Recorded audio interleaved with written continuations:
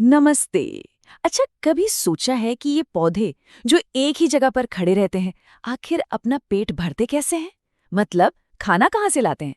आज हम लोग पौधों के पोषण के इसी कह सकते हैं गुप्त जीवन से पर्दा उठाने वाले हैं। तो चलिए सीधे इस मजेदार सवाल पर आते हैं। भाई, हमारा शरीर ये पौधों की तरह हवा, पानी और मिट्टी से ही अपना खाना क्यों नहीं बना लेता? हमें क्यों किसी और पर डिपेंड रहना पड़ता है खाने के लिए? देखिए, इसी सवाल का जवाब हमें पौधों के पोषण के बिल्कुल बेसिक कॉन्सेप्ट तक ले जाएगा। देखिए, बात बहुत सीधी सी है। चाहे कोई पौधा हो या इंसान, हर जिंदा चीज को सर्वाइव करने, ग्रो करने और कह लीजिए अपनी बॉडी को रिपेयर करने के लिए खाने की जरूरत तो पड़ती ही है। और इसी खाने में होते हैं वो जरूरी कंपोनेंट्स जिन्हें हम पोषक तत्व या न्यूट्रिएंट्स कहते हैं। तो अब मिलते हैं इस प्लैनेट के मास्टर शेफ से। देखिए, पूरे लिविंग वर्ल्ड में खाना हासिल करने के बस दो ही बेसिक तरीके हैं, और यकीन मानिए, यही दो तरीके पूरी लाइफ की कहानी को शेप देते हैं। तो सवाल उठता है कि ये न्यूट्रिएंट्स है क्या भला? असल में ये खाने के ही हिस्से हैं, जैसे कार्बोहाइड्रेट्स, प्रोटीन्स, फैट्स। यही तो हमें एनर्जी देते हैं काम करने के लिए और हमारी बॉडी को बनाने और रिपेयर करने में मदद करते हैं। एक तरह से कह सकते हैं कि ये जिंदगी के लिए फ्यूल और रॉ मटेरियल दोनों हैं। और यहीं पर जिंदगी का एक बहुत बड़ा बंटवारा साफ हो जाता है। एक तरफ है ऑटोट्रोफ्स, यानी सेल्फ फीडर्स, जो बिल्कुल सिंपल चीजों से अपना खाना खुद बना लेते हैं। पौधे इसका सबसे बढ़िया एग्जाम्पल हैं। और दूसरी तरफ है हेट्रोट्रोफ्स, यानी अदर फीडर्स, जो दूसरों के बनाए खाने पर निर्भर रहते हैं, जैसे जानवर और हम इंसान। तो फिर सवाल वही है, पौधे आखिर अपना खाना खुद बनाते कैसे हैं? चलिए, अब वक्त आ गया है उस जादुई प्रोसेस का नाम जानने का, जो इस धरती पर ज्यादातर जिंदगी को पावर देती है। आइए इस सीक्रेट रेसिपी को अनलॉक करते हैं। इस प्रोसेस का नाम है प्रकाश संश्लेषण, या इंग्लिश में कहें तो फोटोसिंथेसिस। देखिए, नाम से ही सब कुछ क्लियर हो जाता है। फोटो मतलब लाइट और सिंथेसिस मतलब बनाना या कंबाइन करना। तो मतलब हुआ लाइट की मदद से कुछ बनाना। अच्छा, तो पौधे में ये खाना बनता कहाँ है? जवाब है पत्तियों में। पत्तियां ही असल में पौधे की फूड फैक्ट्री होती हैं। सारा एक्शन यही होता है। इसीलिए सारा कच्चा माल यानी रॉ मटेरियल भी पत्तियों तक ही पहुंचना होता है। तो इस रेसिपी के लिए 4 मेन इंग्रेडिएंट्स चाहिए। पहला, हवा से कार्बन डाइऑक्साइड। दूसरा, मिट्टी से पानी और मिनरल्स, जो जड़ें सोखती हैं। तीसरा, एनर्जी सोर्स यानी सूरज की रोशनी। और चौथा, जो सबसे जरूरी है, क्लोरोफिल।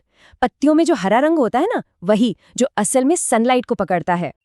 अब देखिए, ये पूरा प्रोसेस काम कैसे करता है। स्टेप बाय स्टेप समझते हैं। सबसे पहले जड़ें मिट्टी से पानी और मिनरल सोखती हैं और उन्हें पाइपलाइन की तरह तने से होते हुए पत्तियों तक भेज देती हैं।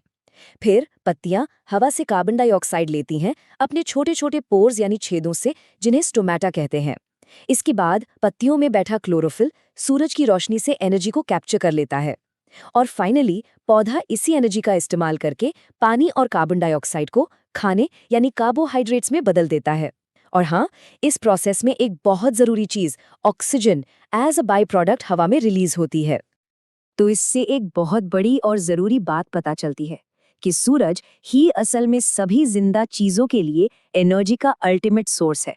सोचिए, अगर सूरज न हो तो पौधे खाना नहीं बना पाएंगे और उनके बिना इस धरती पर कोई भी जिंदा नहीं रह पाएगा। और इस कमाल के प्रोसेस का एक और कमाल का बाय प्रोडक्ट है ऑक्सीजन। वही ऑक्सीजन जिसकी हम सबको सांस लेने के लिए जरूरत है। मतलब पौधे सिर्फ हमें खाना ही नहीं देते, बल्कि सांस लेने के लिए हवा भी देते हैं। लेकिन क्या सभी पौधे इसी रूल को फॉलो करते हैं? जवाब है नहीं। नेचर हमेशा हमें सरप्राइज करती है। चलिए, अब कुछ ऐसे पौधों से मिलते हैं जो इन रूल्स को तोड़ते हैं। सबसे पहले हैं परजीवी, मतलब खाने के चोर। इसका एक क्लासिक एग्जाम्पल है कसकुटा या अमरबेल। इसमें क्लोरोफिल होता ही नहीं है, तो ये क्या करता है? ये दूसरे पौधे, जिससे होस्ट कहते हैं, पर लिपट जाता है और उससे बना बनाया खाना सीधा चुरा लेता है। फिर आते हैं कीटभक्षी पौधे, यानी शिकारी। पिचा प्लांट जैसे पौधे हरे तो होते हैं, मतलब फोटोसिंथेसिस तो करते हैं, लेकिन ये ऐसी मिट्टी में उगते हैं जहां जरूरी न्यूट्रिएंट्स की कमी होती है। तो अपनी डाइट को पूरा करने के लिए ये कीड़ों को फंसाकर उन्हें डाइजेस्ट कर लेते हैं। और आखिर में है सैप्रोट्रॉफ्स। ये हैं नेचर के रिसाइक्लर्स। फंगस जैसे मशरूम मरी हुई और सड़ती हुई चीजों से अपना पोषण लेते हैं और ऐसा करके वे इकोसिस्टम में एक बहुत ही जरूरी रोल प्ले करते हैं। ये सब जो हो रहा है ना, ये नेचर के एक बहुत बड़े साइकिल का हिस्सा है। कोई भी अकेला काम नहीं करता। चलिए अब देखते हैं कि नेचर में न्यूट्रिएंट्स को शेयर करने और रिसाइकल करने के लिए टीम वर्क कैसे होता है। इस टीम वर्क का एक फैंसी नाम भी है, सिम्बायोसिस या सहजीवन। ये एक ऐसा रिश्ता है जहां दो अलग अलग तरह के जीव एक साथ रहते हैं और एक दूसरे को सर्वाइव करने में मदद करते हैं, एक दूसरे की जरूरतें पूरी करते हैं, बस। लाइकेन इसका एक परफेक्ट एग्जाम्पल है। इसमें एक एल्गी यानी शैवाल और एक फंगस यानी कवक एक साथ रहते हैं। ये एक ऐसी पार्टनरशिप है जिसमें दोनों का फायदा है।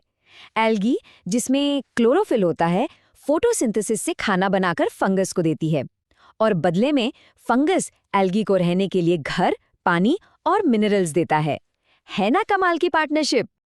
बिल्कुल इसी तरह राइजोबियम नाम के बैक्टीरिया पौधों की जड़ों में रहते हैं। इनका काम है हवा की नाइट्रोजन को ऐसी फॉर्म में बदलना जिसे पौधा इस्तेमाल कर सके, और बदले में पौधा बैक्टीरिया को खाना देता है। ये रिश्ता किसानों के लिए बहुत ज्यादा इंपॉर्टेंट है क्योंकि इससे मिट्टी नेचुरली फर्टाइल हो जाती है। तो अब तक ये तो एकदम साफ हो गया है कि हम जो भी खाते हैं उसकी शुरुआत कहीं ना कहीं फोटोसिंथेसिस से ही होती है, चाहे हम सीधे पौधे खाएं या उन जानवरों को जो पौधे खाते हैं।